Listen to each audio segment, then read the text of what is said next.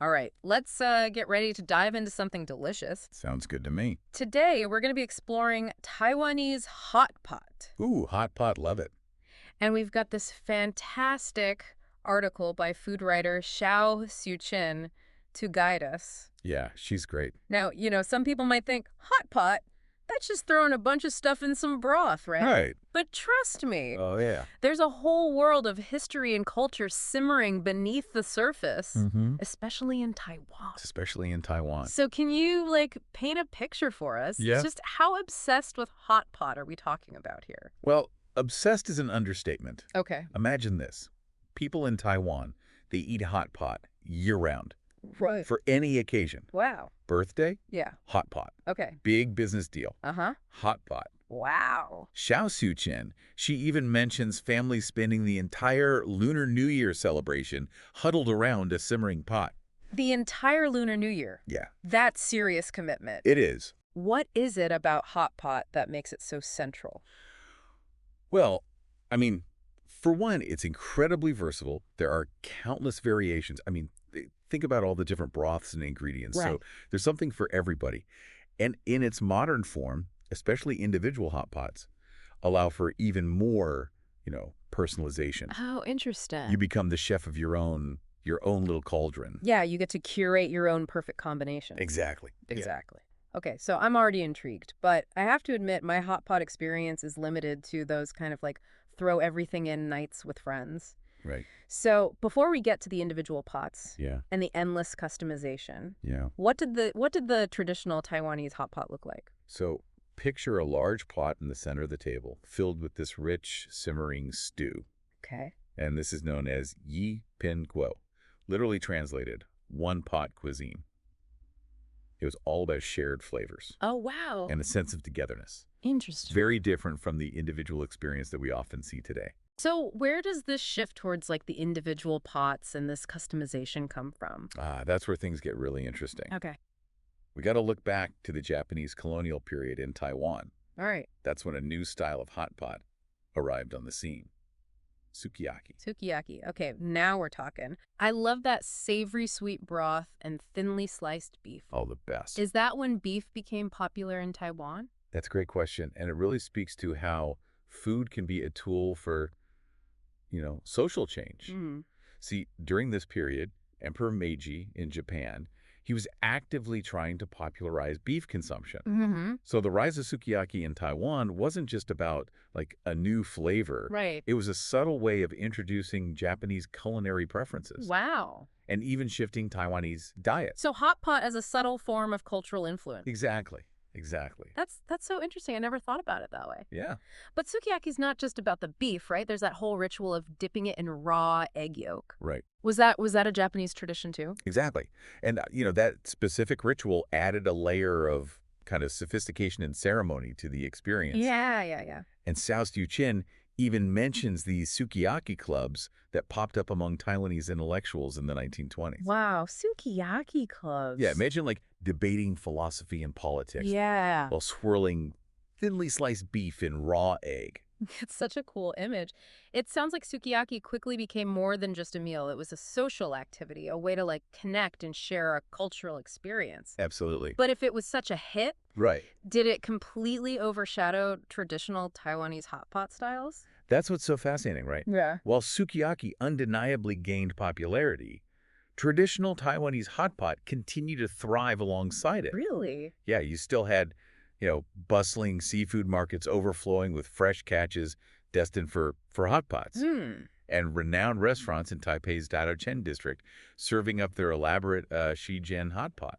Hold on, Shijin hot pot? What's that? Shijin, meaning assorted or mixed, refers to a type of hot pot that's essentially a glorious medley of delicacies. Oh, wow. It's all about showcasing a variety of high-quality ingredients, Interesting. carefully chosen for their flavors and textures. So it was more like a culinary kind of fusion rather than one style dominating the other. Exactly. It speaks to the resilience of, Taiwanese culinary traditions. Mm. And if we connect this to the bigger picture, this blending of styles also mirrors a social shift happening in Taiwan at the time. Oh, okay. Society was moving away from those kind of formal multi-course banquets and embracing more casual dining experiences. So hot pot was becoming more accessible, more everyday. Precisely. It was evolving along with, the changing rhythms of Taiwanese life. Okay, so we've gone from communal stews to Japanese-influenced sukiyaki to a fusion of styles. Right. It seems like individuality is becoming a key part of the hot pot experience. But Xiao Xiuqin also mentions that there's still a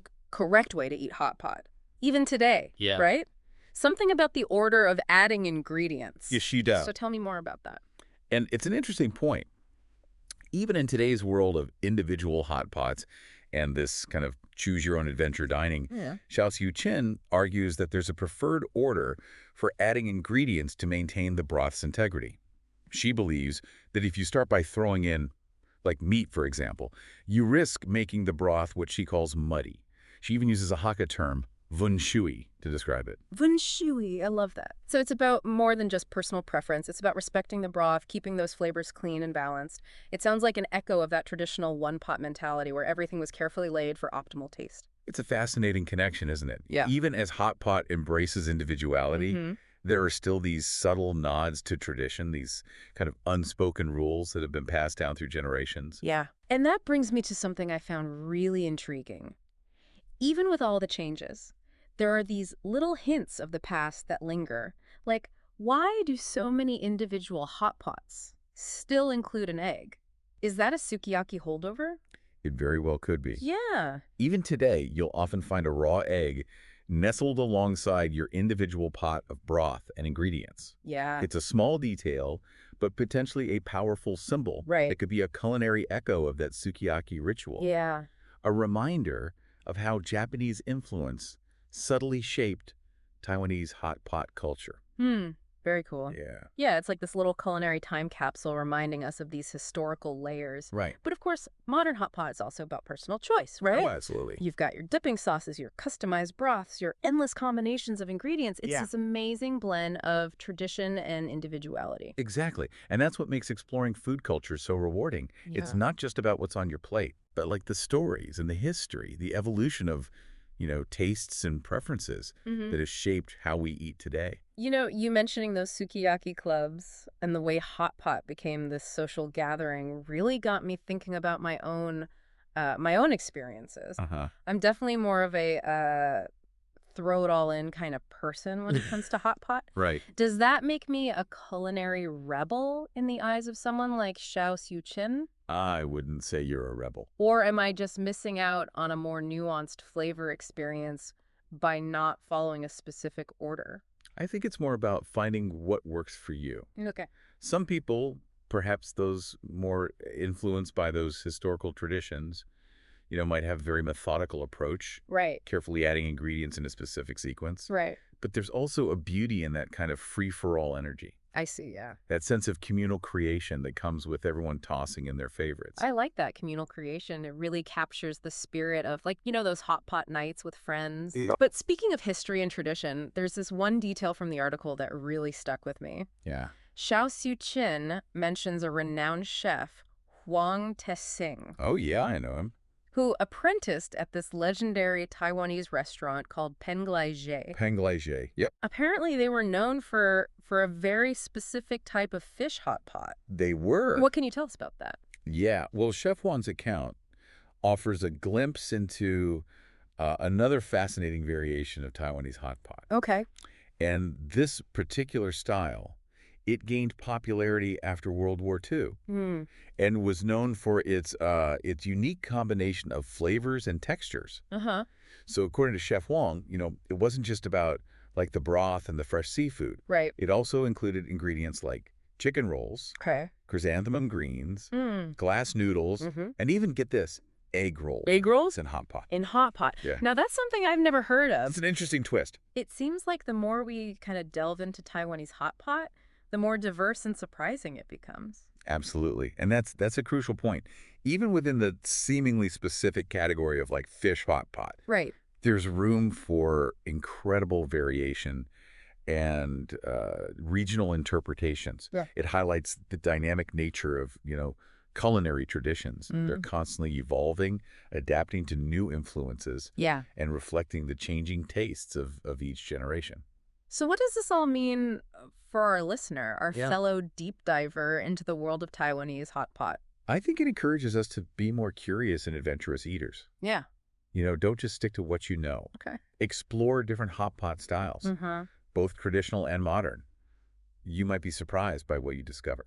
And pay attention to those details. Right. That little egg in your individual hot pot, it Yeah. might be more than just an ingredient. Yeah. It could be a whisper from the past, a reminder of the long and fascinating journey of this beloved dish. Exactly. And don't be afraid to, ask questions. You know, if you ever find yourself in Taiwan, Mm-hmm. seek out those hidden gems, Yeah. the places that have been carrying on culinary traditions for generations. Right, right. Talk to the locals, Yeah. learn about their favorite spots, Okay. and be open to trying new things. Right.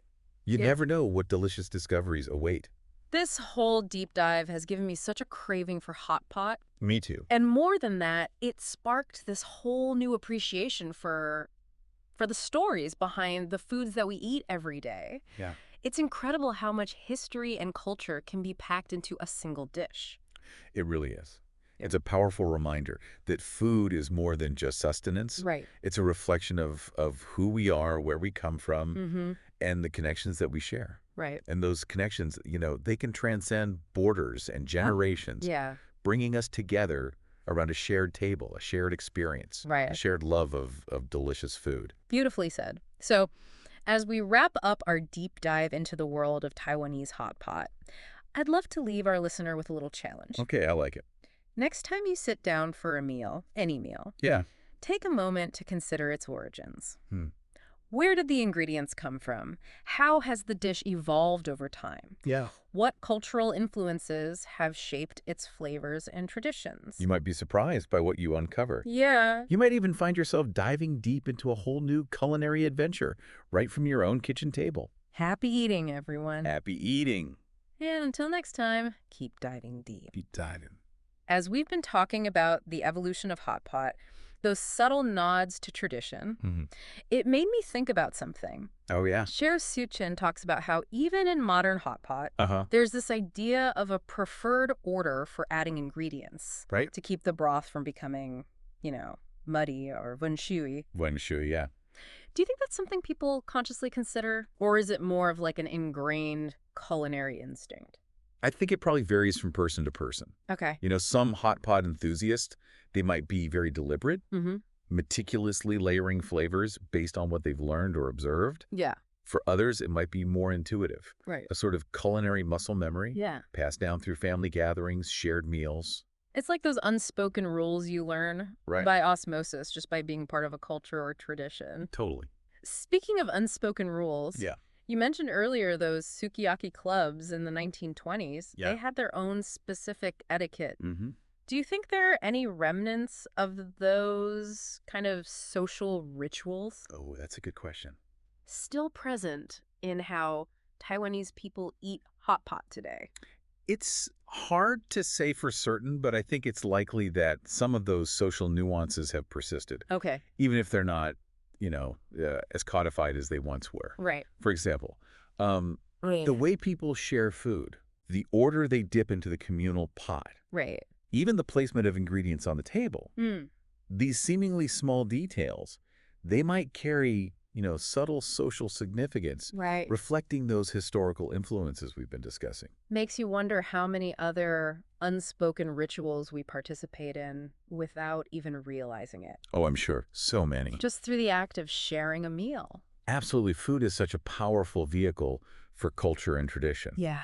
It's not just about what we eat. Right. It's about how we eat, who we eat with, Yeah. the Yeah. stories we share around the table. Right. I think that's one of the beautiful things about hot pot. Mm. It brings people together, Mm. fosters that connection, Mm-hmm. and sparks conversation. And that sense of connection. Yeah. That's what makes this whole deep dive so fascinating to me. Yeah. It's not just about the food itself. It's about what that food represents. It's a taste of history, Yeah. a glimpse into a culture, a reminder that even something as, simple as a hot pot meal Mhm. can be layered with meaning and tradition. I couldn't have said it better myself. Yeah. It's a reminder that food is more than just sustenance. Right. It's a story waiting to be told. So, dear listeners, Yeah. as we wrap up our deep dive into the world of Taiwanese hot pot, Yeah. I hope you've come away with not just a rumbling stomach, Mm. but also a newfound appreciation for the history, Right. the culture, Wow. and the sheer deliciousness of this beloved dish. And remember, next time you gather around a hot pot, wherever you are in the world, Yeah. take a moment to savor those flavors, those stories, and those connections that make this meal so special. Until next time, happy eating and keep diving deep. Keep diving deep. Keep diving